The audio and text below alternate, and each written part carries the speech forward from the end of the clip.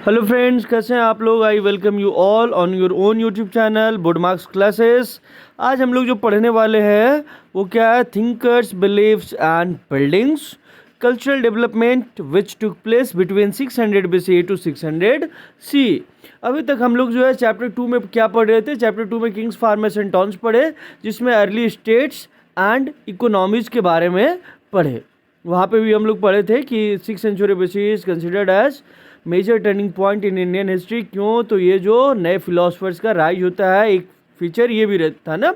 Third chapter में जो है हम लोग ऑलरेडी पढ़ चुके हैं kinship, caste and class, early societies, यानी यहाँ पे जो सोशल चेंजेस है उसके बारे में पढ़ लिए। यहाँ पे स्टेट्स यानी political changes and economic changes, social changes, ये सब कुछ पढ़ लिए हैं बिटवीन 600 BCE टू 600 CE। अब जो हमें पढ़ना है वो क्या देखना है, तो we are going for cultural development. कब से कब तक? 600 BCE टू 600 CE। अब यहाँ अगर इन दो लोग महान लोगों का अगर आप स्टैचू देखेंगे तो इससे आपको ये पिक्चर देख करके आपको क्लियर हो रहा होगा कि ये कौन है हमारे, तो गौतम बुद्धा। ठीक है, इनके बारे में थोड़ा बहुत आप सबों को आइडिया होगा। इनको अगर आप देखेंगे तो आपको समझ में आ रहा होगा ये कौन है, महावीर जैन। एंड ये वाला अगर स्टैचू, ये वाला जो पिक्चर बिल्डिंग को अगर आप देखेंगे तो आप में से बहुत लोग अगर पहचान पा रहे हैं तो इट्स गुड थिंग।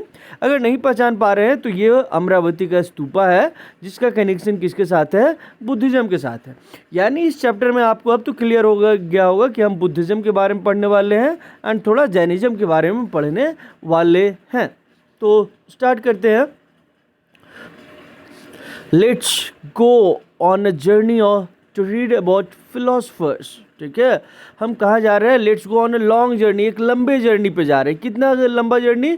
तो अप्रॉक्स 1000 ईयर्स का ये जर्नी होगा, यानी 600 BCE to 600 CE, approx 1200 years होता है यहाँ पे। लेकिन हम यहाँ पे जो बुक लिखा है वो कहता है कि हम लोग 1000 साल के लंबे जो जर्नी पे जाएंगे। एंड इस जर्नी पे जाने के बाद हमें क्या करना है, तो इस जर्नी पे जाने के बाद जो फिलोसफर्स है उनके बारे में पढ़ेंगे, who were existing between 600 BCE to 600 CE के बीच में जो एग्जिस्ट कर रहे थे उनके बारे में पढ़ेंगे। And how they try to understand the world they inhabited, यानी जिस दुनिया में रह रहे हैं उस दुनिया में जो है अपने पोजीशन को, उस सोसाइटी में अपने पोजीशन को समझने का कोशिश किए। किस तरह से वो जो है समझने का कोशिश किए कि सोसाइटी में जो कुछ है, ठीक है, वो आखिर है क्यों।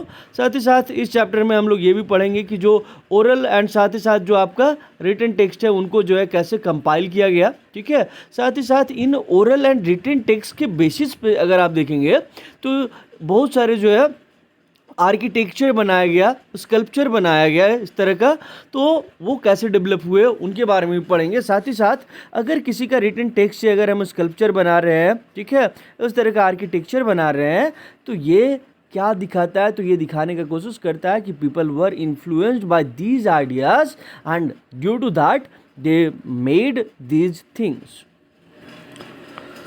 इस चैप्टर में ज़्यादा हमें ध्यान देना है बुद्धिज़्म के ऊपर, लेकिन बुद्धिज़्म जो है अकेला नहीं था। बुद्धिज़्म के साथ साथ बहुत सारे ट्रेडिशंस इस समय ग्रो कर रहे थे, तो उनके बारे में भी जो है हम लोग साथ साथ में पढ़ते जाएंगे। जैसे बुद्धिज़्म के साथ जैनिज़्म, चारवाका, ये सब के बारे में भी हम लोग पढ़ते जाने वाले हैं। अब आगे हम लोग देखते हैं कि हिस्ट्री दो सोर्सेज के बिना अधूरा है। ठीक है, बिना सोर्सेज का जो है हिस्ट्री तो जान ही नहीं सकते, पढ़ ही नहीं सकते, ना ही समझ सकते हैं। कोई भी अगर ये कुछ भी बोल के चला गया तो उसके लिए रेफरेंस होना चाहिए ना।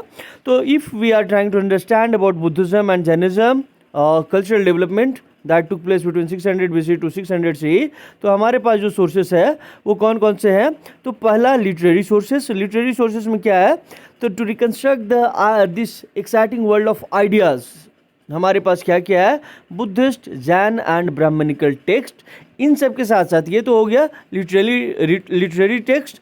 अब साथ ही साथ जो आर्कियोलॉजिकल टेक्स्ट में क्या है, तो large and impressive body of material remains, जैसे मॉन्यूमेंट्स, इंस्क्रिप्शंस एंड जो सबसे बेस्ट प्रिजर्व्ड मॉन्यूमेंट्स है, among the best preserved monuments वो कौन सा है, तो जो स्तूपा 8 सांची है, जो सांची का स्तूपा है, जो ये आप पिक्चर देखिए, ये जो सांची स्तूपा का पिक्चर है ये सबसे बेस्ट प्रिजर्व्ड है। एंड इसको जब हम पढ़ते हैं तो हमारा बुद्धिज्म को लेकर के बहुत बड़ा आइडियाज़ में चेंजेस आता है। अब आगे बढ़ते हैं। अ ग्लिम्स ऑफ सांची, थोड़ा सांची को देखते हैं, जानने का कोशिश करते हैं। सांची तो गए नहीं होंगे, ठीक है, बहुत लोग हो सकता है गए भी हो। तो ये जो सांची हम जाते हैं, तो सांची अगर देखेंगे तो कहाँ पे लोकेटेड है, मध्य प्रदेश में। मध्य प्रदेश में कहाँ, तो मध्य प्रदेश का जो कैपिटल भोपाल शहर है, भोपाल से 20 माइल्स नॉर्थ ईस्ट डायरेक्शन में जो है क्या आपका लोकेटेड है, सांची। जो वहाँ पे एक हिल है एंड हिल के नीचे जो है ये गांव बसा हुआ है। यहाँ पे देखेंगे कि बहुत सारे यूरोपियन स्कॉलर्स जो है वो विजिट करने गए थे। वो बताते हैं कि लास्ट डे हम लोग जो है यहाँ पे विजिट करने गए एंड विजिट करने के बाद यहाँ पे जो रूइंस मिला, वो जो यूरोपियन स्कॉलर्स हैं उनको उन रूइंस में जो है वो अपना इंटरेस्ट शो कर रहे थे। उनको ये रूइंस जो है ग्रेट इंपॉर्टेंस के लग रहे थे। एंड ये रूइंस में क्या क्या थे, तो इन रूइंस में अगर आप देखेंगे तो पहला जो है आपका जो बहुत सारे जो स्कल्पचर्स है वो रहा। स्कल्पचर्स के अलावा जो है स्टैचू ऑफ बुद्धा के जो स्टैचूज़ है वो मिले। जो एंशियंट गेटवेज है, ये जो आपका ये गेटवे दिख रहा है, जो एंशियंट गेटवेज है, इन सबको जो है इन्होंने देखा एंड उसके बाद इन्हें लगा कि ये कुछ इंटरेस्टिंग ऑब्जेक्ट्स है एंड इनको पढ़ना चाहिए एंड समझना चाहिए। एंड इसी की वजह से जो मेजर अलेक्जेंडर कनिंघम है, अलेक्जेंडर कनिंघम जो है कई वीक्स तक वहाँ पे रहता है एंड इन रूइंस को एग्जामिन करता है बहुत सावधानी के साथ, बहुत केयरफुली जो है इन रूइंस को एग्जामिन करना है। एंड इन रूइंस को एग्जामिन करने के बाद जो है ही टुक ड्राइंग्स ऑफ द प्लेस, यानी ये जो सांची स्तूपा है या ये वाला जो प्लेस है इसका जो है वो ड्राइंग तैयार करता है। ड्राइंग तैयार करने के बाद जो स्क्रिप्ट है उसको डिसिफर करता है एंड ही बोर्ड, ये होगा साफ्ट डॉन।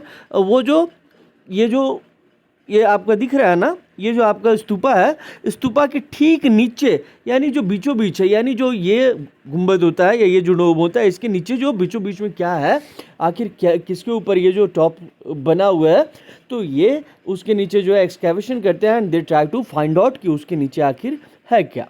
अब हम लोग थोड़ा आगे समझते हैं। हम पहले ही बताया कि ये जो यूरोपियंस है, स्पेशली जो है फ्रेंच मैन, इंग्लिश मैन, इन सबको जो है सांची के स्तूपा में बहुत इंटरेस्ट था एंड ये चाहते थे कि जैसे ये लोग अमरावती को लूट करके जो है यूरोप के म्यूजियम्स में ले गए, वैसे ही जो फ्रेंच है 19th सेंचुरी में जो है उनका विश था कि जो ईस्टर्न गेटवे जो सबसे वेल प्रिजर्व्ड था उसको जो है उठा करके जो है हम ले जाए एंड फ्रांस का जो पेरिस वाला म्यूजियम है वहाँ पर जो है इसको हम जो है शो ऑफ करके लिए रख दे। उसी तरह कुछ समय के लिए एंड इसके लिए जो है वो शाहजहाँ बेगम से परमिशन भी लेने जाते हैं। उसी तरह कुछ समय के लिए जो इंग्लिश मैन है वो भी चाहते थे कि जो ईस्टर्न गेटवे है, जो सबसे वेल प्रिजर्व्ड जो ईस्टर्न गेटवे है, उसको उठा करके जो है हम क्या ले जाए, अपनी कंट्री में ले जाए एंड वहाँ पे जो है ब्रिटिश म्यूजियम में, जो लंदन का म्यूजियम है वहाँ पे जो है हम क्या करेंगे, इसको रखेंगे। लेकिन फॉर्चुनेटली किस्मत अच्छा था, बोथ फ्रेंच एंड जो इंग्लिश मैन है उनको जो है, ठीक है, ये वाला ओरिजिनल वाला नहीं बल्कि इसका जो है प्लास्टर कास्ट कॉपीज़ बना करके, स्पेसिमेन कॉपीज़ बना करके उनको बहुत केयरफुली इसी तरह का जो है एकदम सेम डिज़ाइन का बना करके उनको दे दिया गया प्लास्टर कास्ट कॉपीज़ एंड जो ओरिजिनल है उसको उसी साइट पर जो है प्रिजर्व करके रखा गया। एंड इस तरह से जो है आपका ईस्टर्न गेटवेज जो है अपने जगह पर ही बचा रह गया। आगे देखोगे कि इसको बचाने में, ये जो सांची का स्तूपा है, सांची के स्तूपा को बचाने में जो वहाँ भोपाल की जो बेगम रही, जो नवाब रही, उनका बहुत बड़ा रोल है। एक ये जो है शाहजहाँ बेगम एंड दूसरी इनकी जो सक्सेसर है वो सुल्तान जहाँ बेगम। एक मतलब पहले शाहजहाँ बेगम एंड उनकी सक्सेसर सुल्तान जहाँ बेगम, दोनों का जो है बहुत बड़ा कॉन्ट्रीब्यूशन रहा है सांची के स्तूपा को जो है प्रिजर्व करने में। एंड कैसे, तो देखोगे जो rulers of Bhopal Shahjahan Begum and जो सक्सेसर उनकी सुल्तान जहाँ बेगम है, दे प्रोवाइडेड मनी, किस लिए, तो to preserve the ancient site of Sanchi. Sanchi का जो ये एंशिएंट साइट है, जो स्तूपा है, उसको बचाने के लिए उन्होंने जो है पैसा दिया। एंड इसीलिए अगर आप देखेंगे कि इनका कंट्रीब्यूशन इतना ज़्यादा था कि जो जॉन मार्शल है, he has dedicated his important volumes, जो सांची के ऊपर उसने जो बुक लिखा उसको जो है किसको डेडिकेट किया, तो उसने डेडिकेट किया सुल्तान जहाँ बेगम को। जैसे बहुत से ऑथर जो बुक लिखते हैं या इन फ्यूचर आप बुक लिखेंगे तो आप किसी को डेडिकेट करते हैं, कोई मदर को डेडिकेट करता है, कोई फादर को डेडिकेट करता है, कोई अपनी जो वाइफ है उनको डेडिकेट करता है। तो उसी तरह यहाँ पे जो है जॉन मार्शल जो है अपना बुक जो सांची के ऊपर लिखा बहुत सारे वॉल्यूम्स में, उसको सुल्तान जहाँ बेगम को डेडिकेट किया। ऐसा क्यों, तो उसने एहसान नहीं किया बल्कि सुल्तान जहाँ बेगम हैड फंडेड द म्यूजियम, ठीक है, साथ ही साथ जो वहाँ पे म्यूजियम बना था, ठीक है, उसके लिए जो फंड देने का काम जो है, ठीक है, कौन कर रहे हैं, सुल्तान जहाँ बेगम। साथ ही साथ जो गेस्ट हाउस में वो रुक करके स्टडी कर रहा था, जहाँ पे रह रहा था, खा पी रहा था, उस गेस्ट हाउस का खर्चा भी जो है जो कौन दे रहा है, तो सुल्तान जहाँ बेगम। साथ ही साथ अगर आप देखेंगे तो जो उसने वॉल्यूम्स लिखा उसको पब्लिकेशन के लिए भी जो फंडिंग है वो भी सुल्तान जहां बेगम दे रही थी। तो इसीलिए हमें ये सरप्राइज नहीं होना चाहिए कि जॉन मार्शल जो है किसको डेडिकेट किया अपना बुक, किसको, तो जो सुल्तान जहां बेगम है उनको। नेक्स्ट हमें जो समझना है, how did Sanchi stupa survive. ठीक है, साथ ही साथ इसी समय का टाइम पीरियड का एक अमरावती स्तूपा था, वो सर्वाइव नहीं किया, लेकिन सांची स्तूपा सर्वाइव किया, उसके बारे में बाद में पढ़ेंगे।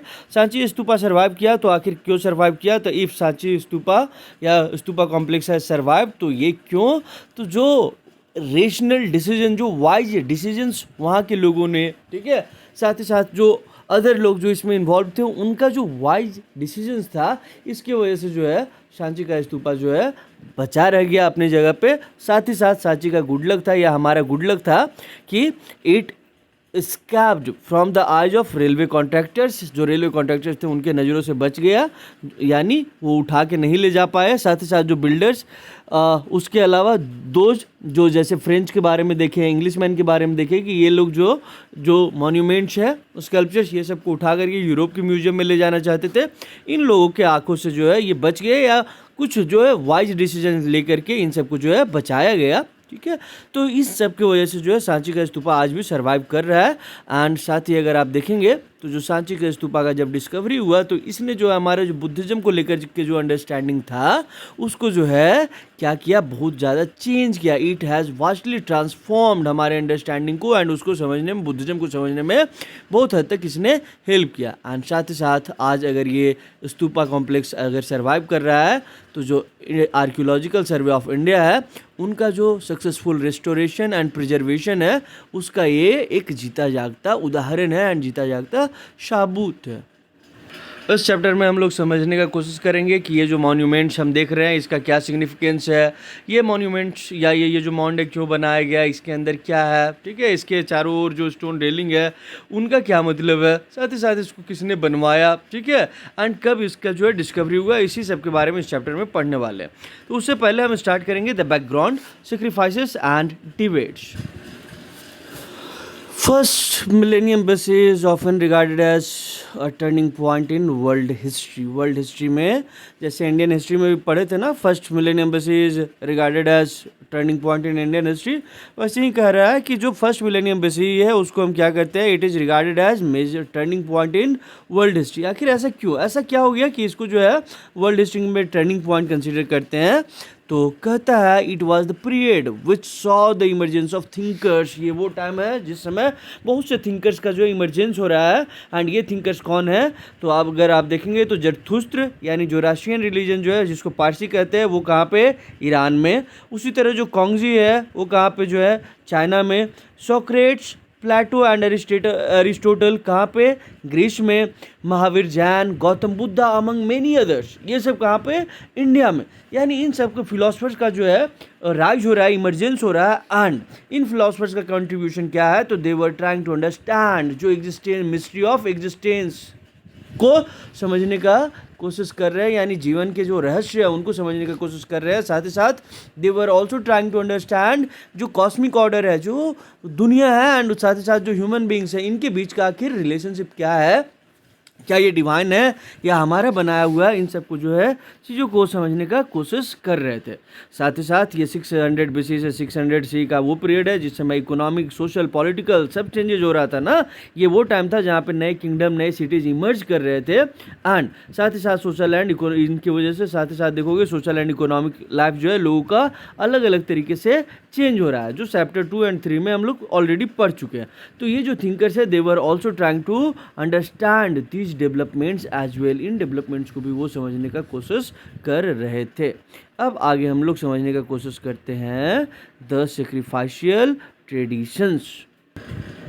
There were several pre existing traditions of जो थॉट है, जो रिलीजियस बिलीफ्स है एंड जो प्रैक्टिसेस है, ये जो बुद्धिज़्म, जैनिज़्म के बारे में जो हम लोग पढ़ रहे हैं ना, या जो नए नए फिलोसफर्स के बारे में जो 600 BC के टाइम में इमर्ज किए, इनके जन्म से बहुत पहले भी जो है बहुत तरह के जो थॉट है, रिलीजियस बिलीफ्स एंड प्रैक्टिसेस जो है अवेलेबल रहा है। यानी लोग और भी जो है अलग अलग बिलीफ थॉट ये सबको मानते थे। एंड इन्हीं में एक थॉट था आपका क्या है, जो वैदिक ट्रेडिशंस, जो आज का हिंदुइज्म जो कंटिन्यू हुआ है, तो वो भी जो है पुराना रिलीजियस बिलीफ्स एंड प्रैक्टिसेस रहा है, पुराना थॉट रहा है, बुद्धिज्म जैनिज्म से जो है बहुत पुराना रहा है।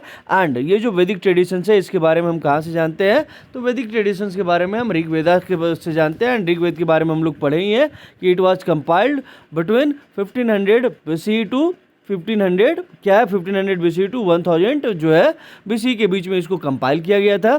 ऋग्वेद में क्या है, तो हाइम्न है, ठीक है। ये हाइम्न जो है किनके प्रेज में लिखा गया है, तो ऋग्वेदिक गॉड अगर आप देखेंगे तो ऋग्वेद में जो हाइम्न लिखा हुआ है, जो श्लोकाज लिखा हुआ है, ठीक है, वो बहुत सारे डिटीज के लिए लिखे हुए हैं। एंड स्पेशली जो है जो ऋग्वेदिक गॉड है वो कौन है, अग्नि, इंद्र एंड सोम। आपको याद रखना है, जैसे पुरानी डिटीज में हम विष्णु, शिवा ये सब के बारे में पढ़ेंगे, तो यहाँ पे जो वैदिक गॉड है उसमें जो मेन गॉड है वो अग्नि है, इंद्र है, सोम है। तो इनकी जो है वर्शिप हो रही थी। एंड इनके हाइम्न में, इनके प्रेज में जो है बहुत सारे हाइम्न ऋग्वेदाज में कंपोज किए गए थे।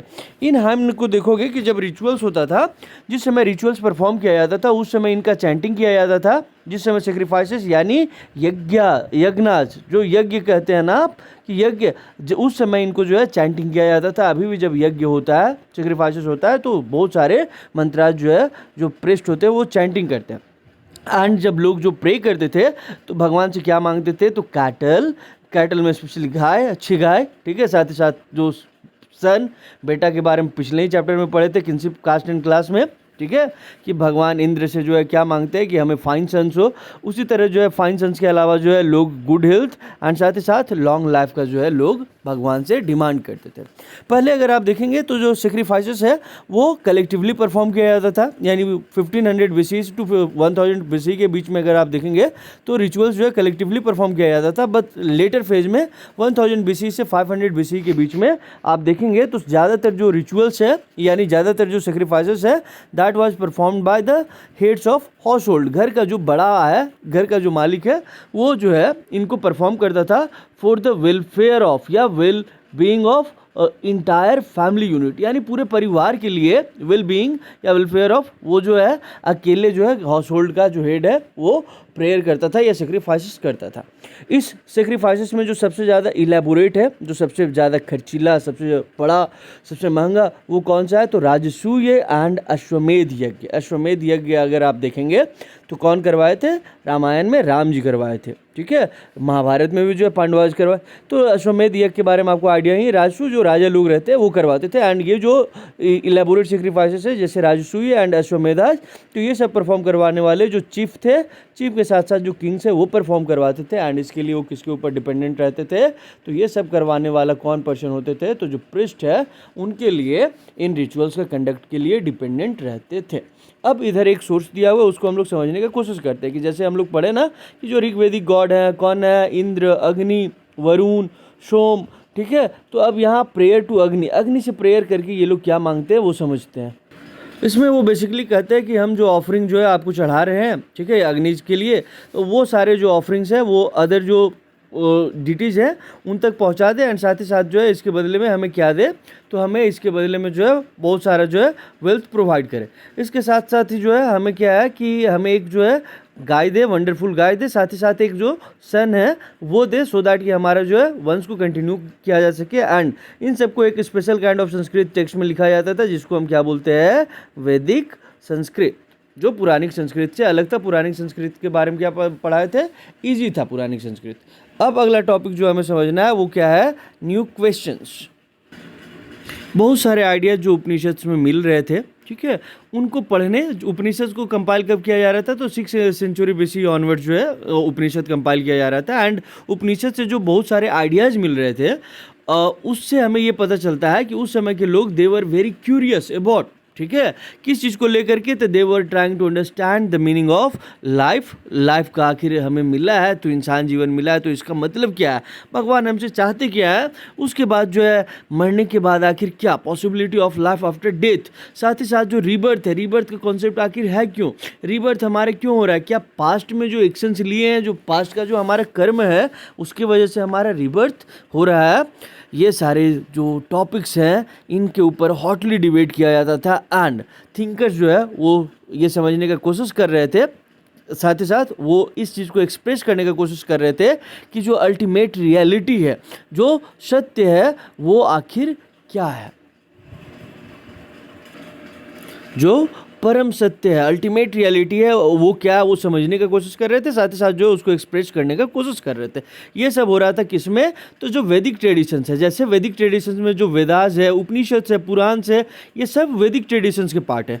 कहता है आउटसाइड द वैदिक ट्रेडिशन से बाहर इस टाइम पीरियड में क्या हो रहा है, तो पीपल वर ट्राइंग, जो सेंट है, जो फिलोसफर्स है, वो समझने की कोशिश कर रहे थे कि क्या जो अल्टीमेट रियलिटी है वो सिंगल है या मल्टीपल अल्टीमेट रियलिटी है, उसको समझने की कोशिश कर रहे हैं कि सत्य आखिर एक है या फिर अनेक है। साथ ही साथ वो जो सेक्रीफाइशियल ट्रेडिशंस हो रहा है, जो यज्ञाज हो रहा है, ठीक है, उनको समझने की कोशिश कर रहे हैं कि इनका सिग्निफिकेंस आखिर क्या है। ये जो इलेबोरेट रिचुअल्स हो रहा है, जो सिर्फ अपर कास्ट के लोग ही कर सकते हैं, आखिर इनका सिग्निफिकेंस क्या है, इसके ऊपर भी जो है लोग डिस्कस करना स्टार्ट कर दिए थे। डिबेट्स एंड डिस्कशन, ये जो बुद्धिज्म, जैनिज्म, ये सब जो पढ़े, इनके अलावा जो अदर फिलोसफर्स हैं, इनके बीच में क्या है, अक्सर डिबेट्स एंड डिस्कशन होता था। एंड इस डिबेट्स एंड डिस्कशन के बारे में हमें कैसे पता चलता है, तो जो बुद्धिस्ट टेक्स्ट है वो बताते हैं कि इन जो फिलोसफर रहे इस समय के, उनके बीच में आपस में डिबेट एंड डिस्कशन होता था। एंड इस तरह की डिबेट एंड डिस्कशन से हमें पता चलता है कि इस समय जो है इस तरह के जो 64 सेक्ट्स या 64 स्कूल्स ऑफ थॉट प्रेजेंट था, यानी 64 फिलोसफर्स के आसपास रहे होंगे। एंड ये बताते हैं कि ये जो हर एक स्कूल ऑफ थॉट के जो फिलोसफर्स है या हर एक सेक्ट्स के जो फिलोसफर है, ये one place to another place travel करते रहते थे। एंड साथ ही साथ ये एक दूसरे को कन्विंस करने की कोशिश करते थे। साथ ही साथ ये जो कॉमन पर्सन है, जो ले पर्सन है, उसके साथ भी जो है इसको ये जो है उनको भी कन्विंस करने की कोशिश करते थे। किसके थ्रू, तो वो उनको अपना जो अंडरस्टैंडिंग है, जो उनका फिलॉसफी है, जो इस वर्ल्ड को लेकर के उनकी जो समझ है, साथ ही साथ उनकी जो फिलॉसफी है, उसको लेकर के जो है जो अदर टीचर्स हैं, यानी जो अदर स्कूल ऑफ थॉट्स के जो फिलोसफर्स हैं, एंड साथ ही साथ जो कॉमन पर्सन है, उनके बीच में जो है डिबेट डिस्कशन होता था। वो एक दूसरे से बात विचार करते थे कि हम दुनिया को ऐसे समझते हैं, आप दुनिया को कैसे समझते हैं। जैसे अभी ऑपरेशन सिंदूर के बाद बहुत से लोग जो है देवर इन फेवर ऑफ वार, कि जो है पाकिस्तान के साथ हमें जो है लड़ाई कर लेना चाहिए। कुछ लोग जो है हम इस चीज़ के फेवर में नहीं थे। क्यों, तो उन्हें लगता है ऐसा कि एक बार अगर वार हो गया तो जो इंडियन इकोनॉमी 4th पोजीशन पे चला गया है, वो हो सकता है कि फिर 10th और 12th पोजीशन पे चला जाए, यानी डेवलपमेंट 10 ईयर्स पीछे चला जाता है। तो सबका अपना अपना थॉट है। तो उसी तरह से जो है कि ये लोग आपस में डिस्कशन एंड डिबेट करते थे। एंड उसके बाद ये लोग जो एक दूसरे फिलोसफर से, साथ ही साथ जो कॉमन पर्सन को अपना जो आइडियाज़ है, जो अपना वैलिडिटी है, जो कुछ समझते हैं, उनको डिस्कशन करते थे। एंड ये डिस्कशंस कहाँ पे होता था, तो ये डिस्कशंस जो है कुतागार शाला में होता था। कुतागार शाला, इसका लिटरल मीनिंग होता है अ हट विथ पॉइंटेड रूफ। ठीक है, इस तरह का रूफ वाला जो हट है वहाँ पे होता था, या फिर उन ग्रुप्स में, उन झाड़ियों में, या फिर जहाँ पे जो ट्रैवलिंग मेंडिकेट्स हैं वो रुकते थे, विश्राम करते थे। अगर कोई फिलोसफर जो है, जो जिसके साथ वो डिबेट कर रहा है, जैसे ये रहा ए एंड ये रहा बी, ये दोनों एक दूसरे के साथ डिबेट कर रहे हैं। डिबेट करने के बाद जो है ए जीत गया। ठीक है, उसने अपने जो अंडरस्टैंडिंग है, जो उसका फिलॉसफी है, उससे दूसरे वाले को कन्विंस कर लिया। तो इसका मतलब ये है कि जो बी है वो ए के फॉलोवर हो जाएंगे। साथ ही साथ जो बी के फॉलोवर्स थे, चुन्नू मुन्नू, ये सब भी किसके फॉलोवर्स हो जाएंगे, ए के फॉलोवर्स हो जाएंगे। तो अगर कोई फिलोसफर जो है कन्विंस करने में दूसरे अपने राइवल्स को सक्सेसफुल हो जाता था, तो जो दूसरा फिलोसफर है वो अपने फॉलोवर्स के साथ जो है पहले वाले फिलोसफर का जो है डिसाइपल बन जाता था। एंड इसका मतलब ये भी है कि किसी भी फिलोसफर्स का जो है फिलॉसफी जो है, यानी उसके जो फॉलोअर्स है, वो रातों रात बढ़ सकते हैं। एंड कई बार जो है किसी का जो है घट सकता है, यानी ए का जो है फिलोसफर का, इसके फॉलोअर्स रातों रात बढ़ गए, एंड बी का जो है पूरा अस्तित्व ही खत्म हो गया कि ये इनके फॉलोअर्स हो गए। तो वैसे ही यानी ये बताता है कि किसी भी जो है जो आपका पर्टिकुलर सेक्ट है, उसके लिए जो है सपोर्ट गेन करना, सपोर्ट जो है श्रिंक हो जाना, ये बहुत कॉमन था। आगे देखेंगे कि ये इनमें से जो बहुत सारे फिलोसफर्स थे, जो बहुत सारे टीचर्स थे, they were also questioning the authority of Vedas. जो वेदास को अथॉरिटी जो कहते हैं कि ब्रह्मा के मुख से निकला हुआ है, ठीक है, उसके ऊपर जो है लोग सवाल उठाना शुरू कर दिए। जो वेदास में लिखा हुआ है उसके फिलोसफीज के ऊपर लोग जो है सवाल उठाना शुरू कर दिए। एंड इनमें से जो बहुत सारे लोग हैं, उन्होंने इस बात पे जोर दिया, दे एम्फसाइज, किस बात पे, कि इंडिविजुअल एजेंसी इज कैपेबल, ठीक है, to attain liberation from the trials and tribulations of worldly existence, यानी इस जीवन में जो आपको दुख मिल रहा है, ठीक है, ये जो दुख है, ठीक है, इन सब को जो है इससे आप मुक्ति पा सकते हैं, ठीक है। एंड ये मुक्ति के लिए आप खुद ही रिस्पॉन्सिबल है, यानी बुद्धा का एक स्टेटमेंट है ना, आपको दीपक भव, यानी खुद ही जो है आप क्या कर सकते हैं, इस दुख से मुक्ति पा सकते हैं। ये आइडिया किसके अगेंस्ट था, तो ब्राह्मणिकल टेक्स्ट का जो आइडियाज था उसके अगेंस्ट था। क्यों, तो ब्राह्मणिकल टेक्स्ट में अगर इंडिविजुअल का पोजीशन देखेंगे तो which was determined by caste and gender, लेकिन यहाँ पे क्या कहता है, बुद्धिज्म कहता है कि आपका कास्ट एंड जेंडर किसी भी चीज़ के लिए रिस्पॉन्सिबल नहीं है, बल्कि जो कुछ रिस्पॉन्सिबल है वो कौन है, तो आप इंडिविजुअल है, यानी इंडिविजुअल एजेंसी, आप कैपेबल है, आपका कोई सा भी जेंडर है, आपका बर्थ किसी भी फैमिली में हुआ, किसी भी कास्ट में हुआ, अगर आप अपना सेल्फ एफर्ट लगाते हैं तो मोक्ष तक आप पहुँच सकते हैं, मोक्ष आपको प्राप्त हो सकती है। आगे छांदोग्य उपनिषद का 2 श्लोकास है, ठीक है। एक जो बताता है क्या बताता है, वो नेचर ऑफ सोल, सोल का क्या नेचर है, तो अगर आप सोल देखेंगे, आपके अंदर जो आत्मा है वो अगर आप देखेंगे तो स्मॉलर, यानी एक कोई ग्रेन है उसका एकदम स्मॉलेस्ट पार्ट है, उससे भी छोटा आपका सोल है। एंड अगर इसको आप बड़ा बताएंगे तो ये इतना बड़ा है कि इस दुनिया में जो है समा नहीं सकता, जो ग्रेटर देन हेवन है, ठीक है, ग्रेटर देन इस वर्ल्ड है। तो ये है आत्मा का नेचर कि अगर छोटा है तो बहुत छोटा है एंड बड़ा है तो बहुत बड़ा है। दूसरा जो सोर्स है वो बताता है ट्रू सेक्रीफाइस क्या है, तो जो हवा बह रही है, यानी जो विंड जो ब्लो कर रहा है, रियली में ये एक सेक्रीफाइस है। क्यों, तो जब विंड ब्लो करता है तो ये किसी के साथ डिफरेंस नहीं करता है, एंड साथ ही साथ इट सेंटिफाइज, यानी सबको पवित्र करता है जहाँ से ये ब्लो करता है, ठीक है। हवा मिलता है तो ऑक्सीजन कभी आपके साथ भेदभाव करता है क्या, कि नहीं तुम ही सिर्फ ब्रीथ कर सकते हो एंड दूसरा कोई ब्रीथ नहीं कर सकता। आगे जो है जो हमें इंपॉर्टेंट है जानना एंड समझना, वो आपका है पहला, how Buddhist text were prepared and preserved, and second जो है फैटलिस्ट एंड मटेरियलिस्ट के बारे में यहाँ पे दिया हुआ है। तो ये दोनों के बारे में पढ़ना जरूरी है, हो सकता है 3-3 नंबर का क्वेश्चन इससे आ जाए। How Buddhist text were prepared and preserved, page number NCERT का 86 में है, ठीक है।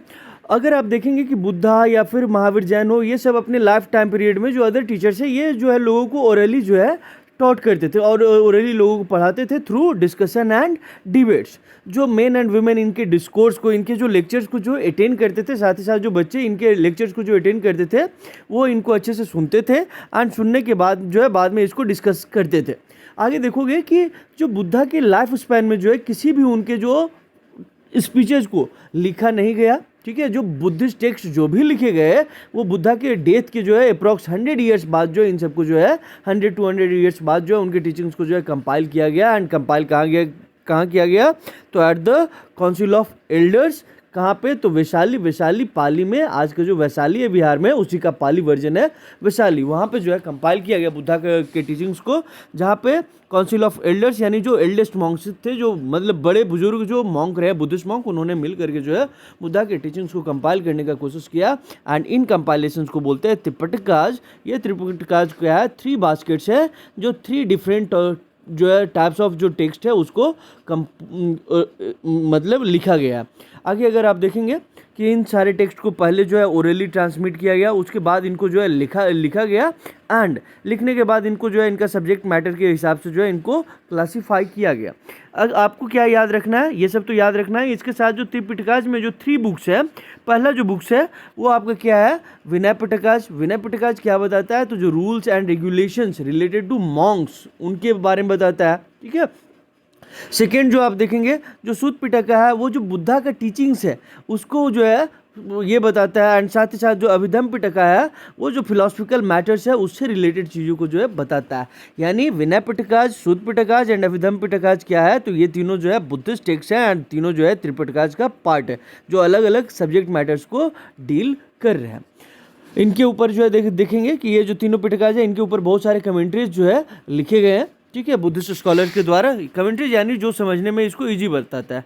तो ये जो टेक्स्ट हो गया बुद्धा के बारे में, ये तो इंडिया से मिला। इसके अलावा बुद्धिज्म का जो है स्प्रेड अदर कंट्रीज में हुआ, जैसे श्रीलंका में हुआ। तो श्रीलंका में जो है वहाँ पे भी जो बुद्धा का स्टोरीज लिखा गया, वहाँ पे क्या लिखा गया, तो दीपवंश, महावंश, दीपवंश यानी क्रॉनिकल्स ऑफ द आइलैंड, ठीक है, महावंश यानी ग्रेट क्रॉनिकल्स। ये सब जो है बुद्धिज्म का जो रीजनल हिस्ट्रीज है उसको जो है ये कंटेन करते हैं।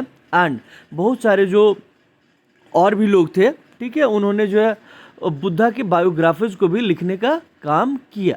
एंड इन टेक्स्ट में भी जो है बुद्धा का बायोग्राफी जो है मेंशन, एंड इन टेक्स्ट को जो विनय पिटका, सूत पिटका, अभिधम पिटका पढ़े, ये पहले जो है पाली लैंग्वेज में लिखा गया जो ऑर्डिनरी लोगों का लैंग्वेज था। एंड एक रीजन जो है बुद्धिज्म का स्प्रेड होने का एक ये भी रहा है। एंड बाद में जो है इनको जो है संस्कृत में लिखा गया। बाद में अगर आप देखेंगे तो बुद्धिज्म जैसे जैसे ईस्ट एशिया में स्प्रेड हुआ, वहाँ से फाइयान, ह्वेनसांग जैसे ट्रैवलर्स जो है चाइना से इंडिया आए, एंड जो बुद्धिज्म का जो टेक्स्ट है उनके सर्च में आया, एंड इन्होंने भी जो है इनको अपने कंट्रीज में ले गया, वहाँ पे इनको जो है ट्रांसलेट किया गया, एंड बाद में जो है वो लोग भी इसके बारे में जाने। उसके बाद जो अदर इंडियन बुद्धिस्ट मॉन्क्स थे जो अदर कंट्रीज में गए, वो भी अपने साथ जो इन टेक्स्ट को लेकर के गए, एंड बुद्धिज्म के जो टीचिंग्स है उसको डिसमिनेट किया, प्रचार करने का कोशिश किया। साथ ही साथ इन सारे मैन्यूस्क्रिप्ट्स को अगर आप देखेंगे तो मोनास्ट्रीज में जो है बहुत लंबे समय तक प्रिजर्व किया गया, जो Pali, Sanskrit, Chinese and Tibetan language में लिखा गया था। अब हमें जो जैसे गौतम बुद्धा, महावीर, जैन के बारे में यहाँ तो पढ़ने वाले हैं, साथ ही साथ दो और लोगों के बारे में जो हमें पढ़ना है। एक जो पढ़ना है, किनके बारे में पढ़ना है, तो मक्खली घोषाल के बारे में पढ़ना है, एंड सेकेंड जो पढ़ना है वो अजीत केशकमलिन के बारे में पढ़ना है। Fatalist and materialist. फैटलिस्ट यानी नियतिवाद, सब कुछ जो है फिक्स्ड है। भगवान जैसे आप पढ़ेंगे लिखेंगे नहीं और बोलेंगे भगवान लिख दिया 90% आएगा तो 90% ही आएगा, तो ये वाला कॉन्सेप्ट है फैटलिस्ट। यानी ये सूत पिटका से लिया गया है। सूत पिटका में जो है अजातशत्रु हरियक वंश का रूलर है, वो बुद्धा से बात कर रहा होता है, एंड वो बताता है कि एक बार वो जब मक्खली घोषाल से मिला, जो उस समय के अदर फिलोसफर्स थे, तो उन्होंने बताया कि जो वाइज जो होशियार लोग हैं, समझदार लोग हैं, वो कर्म जो है कि जो वर्च्यू, सद्गुण से, पिनांस से, ये सब के थ्रू हम कर्मा गेन करेंगे, हमें कर्म की प्राप्ति होगी। उसी तरह फूल भी जो है, जो मूर्ख लोग हैं वो भी इसी तरह का उम्मीद रखते हैं कि हमें इससे जो है कर्म से मुक्ति मिलेगी, लेकिन दोनों में से कोई कुछ नहीं कर सकता। क्यों? तो जो प्लेजर एंड पेन है वो ऑलरेडी आपके लिए फिक्स करके भेज दिया गया। यानी आप जब जन्म लिए उसी समय जो संसार में आपके साथ कितना सुख होगा, कितना आप दुख वाला जीवन जिएंगे, वो सब कुछ फिक्स है। ना इसको आप लेस कर सकते हैं, ना इसको आप बढ़ा सकते हैं। जैसे एक बॉल ऑफ स्ट्रिंग, जैसे धागा का एक जो है उसको अगर आप खोल देंगे, छोड़ देंगे, तो एक समय जाने के बाद जहाँ पे धागा खत्म हो गया वहाँ पे जाके रुक जाएगा। वैसे ही जो है आप क्या कर रहे हैं कि कुछ भी करके आपको कोई फ़ायदा होने वाला नहीं है। सब कुछ जो है आपके लिए पहले से फिक्स है, यानी फैटलिस्ट है, एंड कुछ भी करके कुछ फ़ायदा नहीं होने वाला है। एंड जो मूर्ख है, साथ ही साथ जो वाइज है, सब एक ही तरह से जो है अपने दुखों का जो है अंत करेंगे। उसी तरह अगला जो फिलोसफर्स है वो अजीत केशकमलिन है। वो किसके बारे में बताते हैं? तो ये बताते हैं मटेरियलिस्ट के बारे में। अजीत केशकमलिन बताते हैं कि मटेरियलिस्ट के ऊपर जो है ज़्यादा जोर देते हैं। कहते हैं, हे राजन, यहाँ पे जो है कोई भी आल्म्स, दान, दक्षिणा, सेक्रीफाइस या ऑफरिंग जैसा कोई भी चीज़ नहीं है, ना ही ये वर्ल्ड वो वर्ल्ड यानी स्वर्ग लोक, पाताल लोक जैसा कुछ भी जो है नहीं है। ठीक है। साथ ही साथ जो है क्या ये बताते हैं कि जो ह्यूमन बींग्स है वो 4 एलिमेंट से बना हुआ है। ठीक है। जब वो मरता है तो जो अर्थी पार्ट होता है वो अर्थ में चला जाता है, जो फ्लूइड पार्ट होता है वाटर में चला जाता है, जो हीट है वो फायर में चला जाता है, एंड जो विंडी पार्ट है वो एयर में चला जाता है, एंड उनके सेंसेस जो है वो स्पेस में चले जाते हैं। जैसे हम लोग पढ़ते हैं ना कि क्षिति, जल, पावक, गगन, शमीरा, पंच तत्व से रची शरीरा। हमारा शरीर जो है 5 एलिमेंट से बना हुआ है, ये कहते हैं 4 एलिमेंट से बना हुआ है। आगे ये बताते हैं कि ये जो गिफ्ट, ये सब जो है ये मूर्खों का जो है डॉक्ट्रिन्स है, फूल्स का डॉक्ट्रिन्स है, ये एक एम्प्टी ला है। एंड जो फूल एंड वाइज दोनों जो है एक ही तरह कट ऑफ होता है, मरता है, एंड दोनों जो है खत्म हो जाता है। ठीक है। मरने के बाद जो है दोनों में से कोई भी सर्वाइव नहीं करता है। तो ये दोनों फिलॉसफी को आपको याद रखना चाहिए या जानना चाहिए। बार बार हम लोग आगे बढ़ते हैं एंड समझने का कोशिश करते हैं। Beyond worldly pleasure the message of Mahavira, यानी जो संसारिक सुख आप भोग रहे हैं ना, जो मोमो, चिल्ली, बिरयानी ये सब खा पी रहे हैं, फ़ोन देख रहे हैं, ठीक है, बहुत सारा गेम खेल रहे हैं, ठीक है, तो वाटर पार्क में जा रहे हैं, घूमने जा रहे हैं, इन कहता है इन वर्ल्डली सुख से थोड़ा सा बाहर निकलते हैं एंड हम लोग try to understand messages of Mahavir. Mahavir का क्या मैसेज है? ये महावीर का स्टैचू है, हम लोग देख लेते हैं। ठीक है। अगर आप देखेंगे तो जो महावीर जैन है, महावीर जैन से पहले भी जो है जो जैनिज्म का फिलॉसफी है वो नॉर्थ इंडिया में प्रिवलेंट रहा है। ठीक है। तो ऐसा कैसे हुआ कि जो बेसिक फिलॉसफी ऑफ जो जैना रहा है वो ऑलरेडी एग्जिस्टेंस में था। ठीक है। नॉर्थ इंडिया में before the birth of Vardhaman. Vardhaman किनका नाम है? तो महावीर जैन का जो बचपन का नाम रहा है वो वर्धमान रहा। तो आखिर ऐसा कैसे? तो जो पहले इसके तीर्थंकर थे वो थे Rishabh Rishabh Dev was the first तीर्थंकर। जैन परंपरा के हिसाब से अगर आप देखेंगे तो देयर वर 24 तीर्थंकराज। 24 तीर्थंकराज में जो फर्स्ट थे वो थे ऋषभ देव। 23rd जो थे वो थे पार्श्वनाथ। पार्श्वनाथ अगर आप झारखंड से बिलोंग करते हैं तो झारखंड में एक पारसनाथ का पहाड़ी है गिरिडीह डिस्ट्रिक्ट में, उनका वो रहने का स्थान हुआ करता था। एंड वहाँ पे आज देखेंगे तो जैनिज्म एंड जो ट्रैवल लोग हैं उनके बीच में उस लैंड को लेकर के जो कंट्रोवर्सी चल रहा है, ठीक है। तो वो ये उसी समय 23rd तीर्थंकर जो है वहाँ रहे हैं, झारखंड से ये जुड़ा हुआ है। उसके बाद जो 24th एंड जो लास्ट तीर्थंकर है वो है वर्धमान या महावीर। यानी जैना फिलॉसफी जो है वर्धमान के बर्थ से पहले ही जो है नॉर्थ इंडिया में एग्जिस्ट कर रहा था। एंड अकॉर्डिंग टू ट्रेडिशन जो है देखोगे कि Mahavir was presided bye 24 other teachers या तीर्थंकराज। एंड तीर्थंकराज कौन है? द वुमेन, ठीक है, those who guard man and women across the river of existence. यानी जो मैन एंड वुमेन को जो जीवन के नदी का पार तक पहुंचाते हैं, यानी इस लाइफ से ले जाकर के जो है दूसरे लाइफ तक जो ले जाते हैं, यानी जो मोक्ष दिलवाते हैं, वो कौन है? तीर्थंकर हैं। अब हम लोग समझने की कोशिश करते हैं कि टीचिंग्स ऑफ जैनिज्म, जैनिज्म का जो टीचिंग्स क्या है। तो सबसे पहला टीचिंग्स है वो क्या है? The entire world is animated. यानी जो पूरा दुनिया है इन सब में क्या है? जान है, ठीक है। जो हम लोग जैसे इवन स्टोन, रॉक्स, वाटर, ठीक है, ह्यूमन बीइंग, ये सब एनिमल्स, ये सब में तो जान है ही। इनके अलावा अगर आप देखेंगे तो जो रॉक है, स्टोन है, वाटर, इन सब में भी क्या है? लाइफ है। दूसरा फिलॉसफी इनका क्या कहता है? Non injury to living beings. जो जिनके अंदर जान है, जो लिविंग बींग्स है, एंड उनको हमें क्या करना है? नॉन इंजरी, किसी भी तरह से उनको इंजर्ड नहीं करना है। स्पेशली जो ह्यूमंस है, एनिमल्स है, जो प्लांट्स है, इंसेक्ट्स हैं, इन सबको जो है क्या करना है? किसी भी तरह से इंजरी नहीं करना है। एंड इसीलिए आप देखेंगे कि जो जैनी लोग हैं सब बिजनेसमैन है या जो अदर सर्विसेज में है, कोई भी जो है फार्मिंग नहीं करता है। क्यों? जब फार्मिंग करेंगे तो लैंड से प्लॉइंग करना होगा एंड बहुत सारे जो इंसेक्ट्स को मारना पड़ेगा। बहुत सारे इंसेक्टिसाइड्स, पेस्टिसाइड्स, ये सब जो है हम लोग फार्मिंग करते हैं तो यूज़ करते हैं। प्लॉइंग के समय बहुत सारे जो आपके इंसेक्ट्स जो रहते हैं अर्थ सरफेस के, ग्राउंड सरफेस में, उनका भी जो है जान जा सकता है। इसीलिए ये लोग फार्मिंग नहीं करते, बिजनेस या जॉब, जहाँ पे किसी भी तरह का हम नॉन इंजरी नहीं करें, वहाँ पे यानी किसी भी तरह का इंजरी हम नहीं करें। इस चीज़ को ये लोग बहुत स्ट्रिक्टली फॉलो करते हैं। एंड यही जो प्रिंसिपल ऑफ अहिंसा रहा है जो जैनिज्म में, वो देखोगे तो इंडियन थिंकिंग के ऊपर जो है अपना छाप छोड़ा है, अपना मार्क छोड़ा है कि हमें क्या है? अहिंसा का रास्ता फॉलो करना चाहिए। जैसे महात्मा गांधी भी इसी चीज़ को फॉलो करते थे, ठीक है। तो ये जैनिज्म एंड सबसे स्ट्रिक्ट तरीके से जो है नॉन वायलेंस या अहिंसा को जो है, नॉन इंजरी को जो है वो जैन लोग ही फॉलो करते हैं। आगे देखेंगे कि आज पर जो जैना टीचिंग्स है वो बताता है कि जो आपका cycle of birth and rebirth है, जो जन्म हो रहा है, पुनर्जन्म हो रहा है, ये किसकी वजह से हो रहा है? तो आपका कर्म की वजह से। यानी कर्म अगर आप अच्छा कर लेंगे तो आपको ये जो जन्म और मरण का जो बंधन है, यानी बर्थ एंड रीबर्थ का जो साइकिल है, इससे आपको जो है छुटकारा मिल सकता है। एंड इसके लिए आपको क्या करना होगा? तो जो एस्केटिज्म है एंड पिनांस, यानी जो त्याग है, तपस्या है, ठीक है, वो किसके लिए ज़रूरी है? अपने आप को कर्म के चक्र से जो है, साइकिल ऑफ कर्मा से जो है अपने आप को फ्री करने के लिए। एंड ये कैसे किया जा सकता है? तो अपने आप को कर्म के साइकिल से फ्री करना चाहते हैं तो इसके लिए आपको क्या करना होगा? तो you have to renounce the world, यानी वर्ल्डली लाइफ, वर्ल्डली प्लेजर। दुनिया को छोड़ना मतलब मर नहीं जाना, मतलब ये जो सांसारिक सुख है उसको छोड़ना होगा। एंड इसके लिए जो है अगर आप सांसारिक छोड़ के जीवन छोड़ के जा रहे हैं तो कहीं ना कहीं तो रहना पड़ेगा। एंड इसके लिए जो है जो मोनास्टिक एग्जिस्टेंस है वो जैनिज्म में, ठीक है, नेसेसरी कंडीशन है फॉर सैल्वेशन, यानी मोनास्ट्री में जा कर के आपको रहना है। आगे देखेंगे कि जो जैन मॉन्क्स एंड नन्स है उनको 5 वॉज लेना पड़ता है, ठीक है, 5 शपथ लेना होता है कि हम जो है किलिंग नहीं करेंगे, स्टीलिंग यानी चोरी नहीं करेंगे, लाइंग नहीं यानी झूठ नहीं बोलेंगे। इसके अलावा जो है ये हो गया 1 2 3, 4th क्या है? आई विल ऑब्जर्व सेलिब्रेशन, हम ब्रह्मचर्य का पालन करेंगे। एंड 5th जो क्या है? abstain फ्रॉम पोजेसिंग प्रॉपर्टी, हम जो है धन संपत्ति का संचय नहीं करेंगे। तो ये धन संपत्ति का संचय कौन नहीं करेंगे? तो जो मॉन्क है, नन है।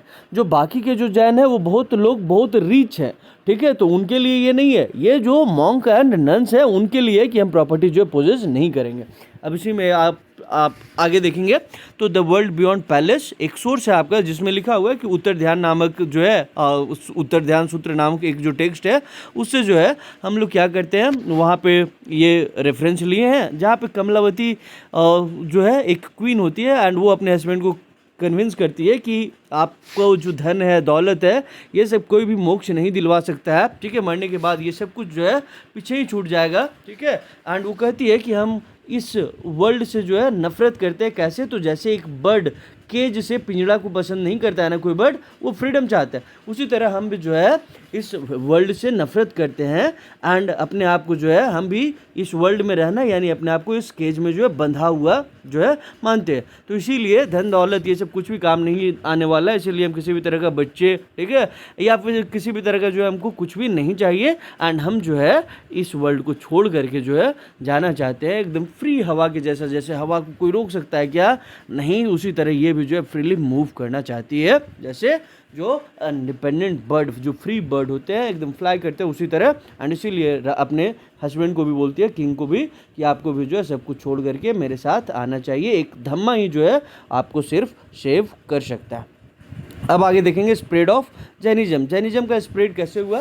तो जैसे आप देखेंगे कि धीरे धीरे जो है जो जैनिज्म है वो धीरे धीरे नॉर्थ इंडिया के, यानी इंडिया के जो है कई पार्ट्स में जो है, इंडियन सब कॉन्टिनेंट के कई पार्ट्स में जो है स्प्रेड होते चला गया। वो जैसे बुद्धिस्ट लोग जो है बुद्धिस्ट का टेक्स्ट पढ़े ना पाली में, बाद में संस्कृत में लिखा, उसी तरह जो जैन स्कॉलर्स हैं उन्होंने भी जो है बहुत सारे लिटरेचर्स लिखा। जैसे महावीर जैन के टीचिंग्स को, जैनिज्म की टीचिंग्स को अलग अलग लैंग्वेज में लिखा, प्राकृत, संस्कृत एंड तमिल जैसे लैंग्वेजेस में उनके टीचिंग्स को कंपाइल किया।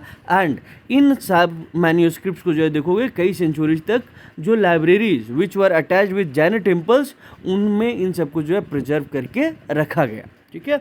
आगे देखेंगे कि जो रिलीजियस ट्रेडिशन है उससे जुड़े हुए कई सारे स्कल्पचर्स जो है हमें देखने को इंडियन सब कॉन्टिनेंट में मिलता है। एंड ये सारे स्कल्पचर्स जो है बनाने वाले कौन थे? तो जो जैन तीर्थंकर्स के जो डिवोटीज थे, इस तरह का जो स्कल्पचर्स मिल रहा है, जो स्टैचूज मिल रहा है, वो जो जैन तीर्थंकर्स के जो डिवोटीज थे उन्होंने इस तरह की चीज़ें को बनवाया, सो दैट कि उनके टीचिंग्स का जो है टीचिंग्स को रखा जा सके एंड साथ ही साथ उनके टीचिंग्स का इम्पैक्ट जो है लोगों के ऊपर दिखाता है।